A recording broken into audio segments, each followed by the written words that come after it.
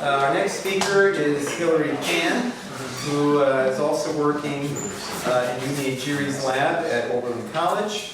Her work represents a collaboration between Oberlin, Carnegie Mellon University, and NIST Center for Neutron Research, as well as the Department of Energy.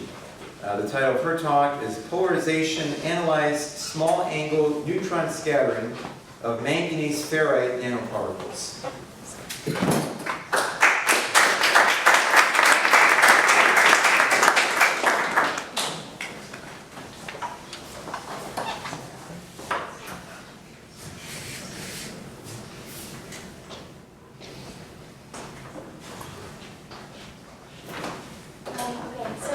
I'm going to be talking about my work investigating manganese ferrite using a method called polarized analyzed small angle neutron scattering.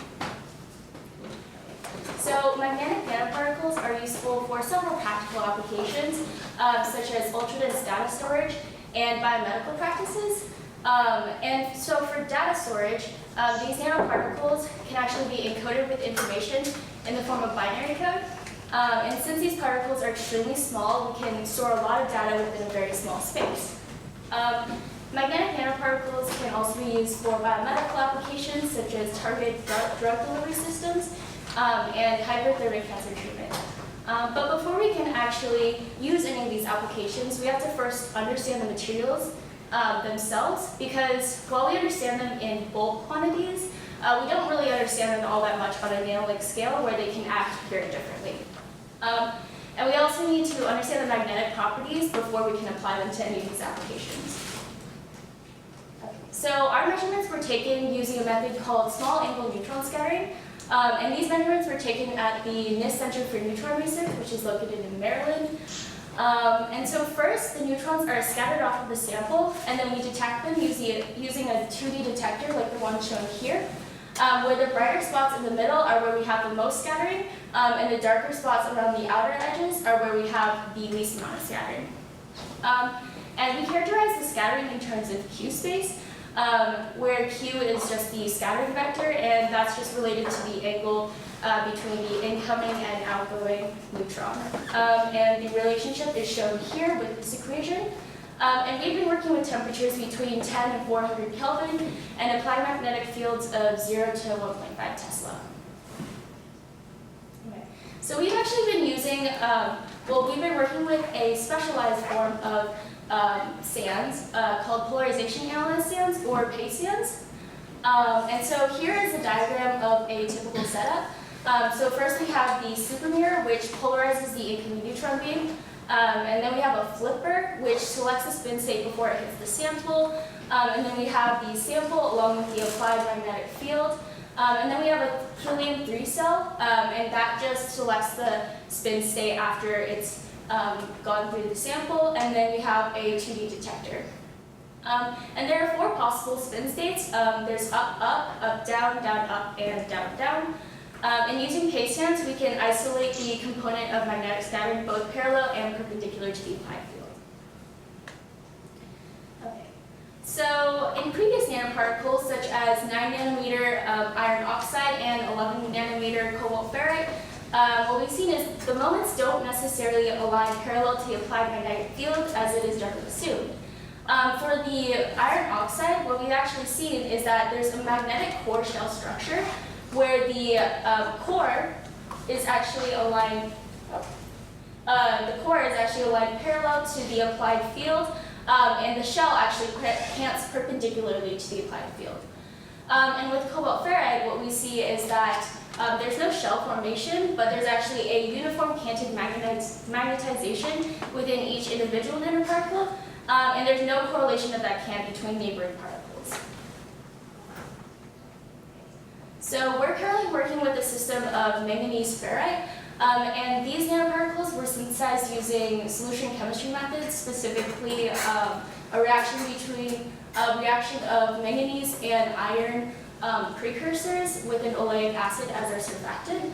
And using a TEM, we found that the particle size was about 7.5 nanometers. And then these nanoparticles were then organized into crystalline assemblies, And then we used a variety of analytical tools to characterize the particles. And this is just a TEM image of manganese ferrite. So using the 2D data that we get from K-stands, we can actually extract 1D information by taking sector cuts at 0 and 90 degrees.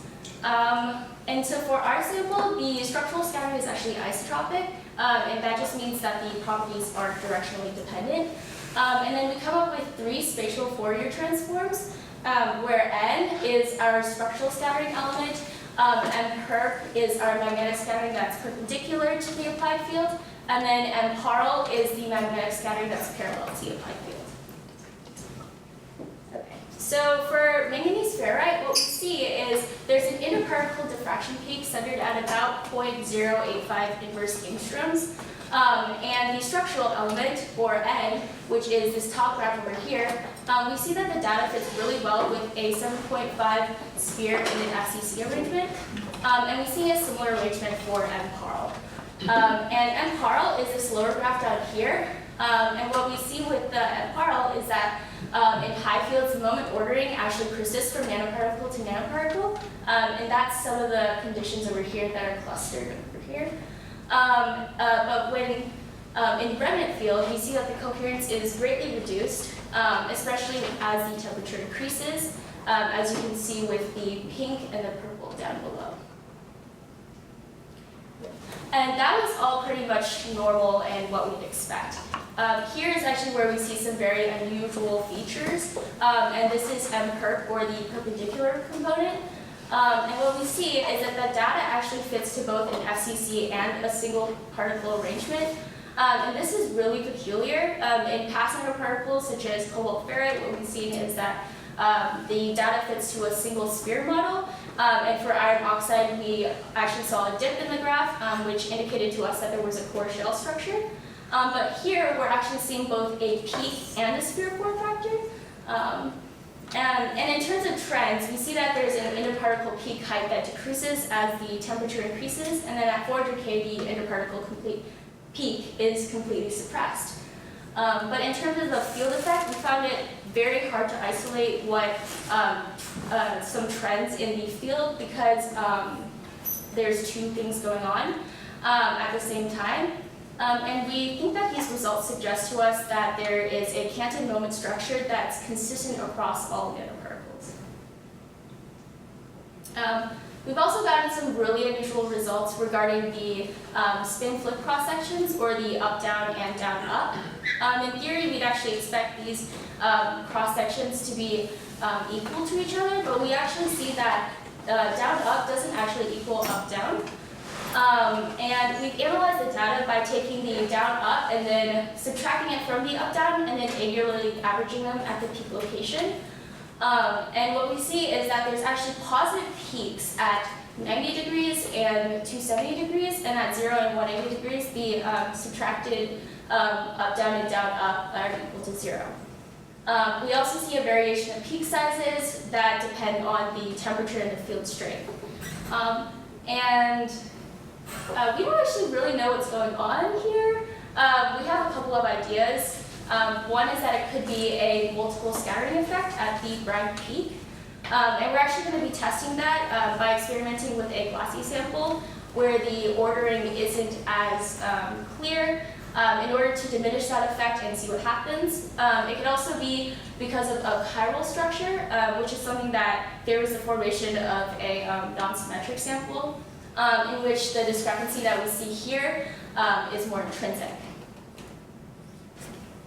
So in summary, we've observed some very unusual features with the M perp, or the perpendicular component of manganese ferrite nanoparticles. And in the future, we want to characterize the discrepancy we see between the down-up and the up-down, and test the correlation between that with the M perp interparticle peak. We also want to start looking at the angular dependence of the spin flip scattering, and begin modeling the data like we've done with previous nanoparticles. And that just means revisiting the energy-based models for iron oxide and cobalt ferrite, and then updating them with manganese ferrite. And finally, we want to correlate the data back to some of our earlier analytical tools. And yeah, I just wanted to acknowledge the NSF grants that we've been working with, and also our collaborators at CMU, NIST, and the DOE, and my research advisor who's sitting over there.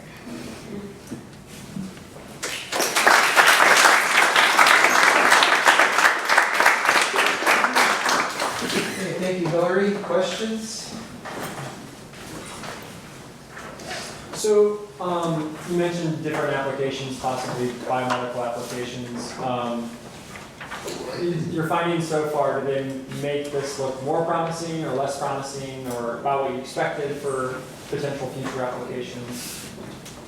I'm not exactly sure. I mean, we've just seen some very unusual properties with all of the different nanoparticles that we've looked at so far.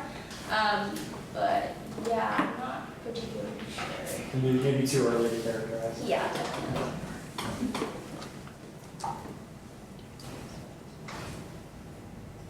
Other questions? Okay, Senator Smith.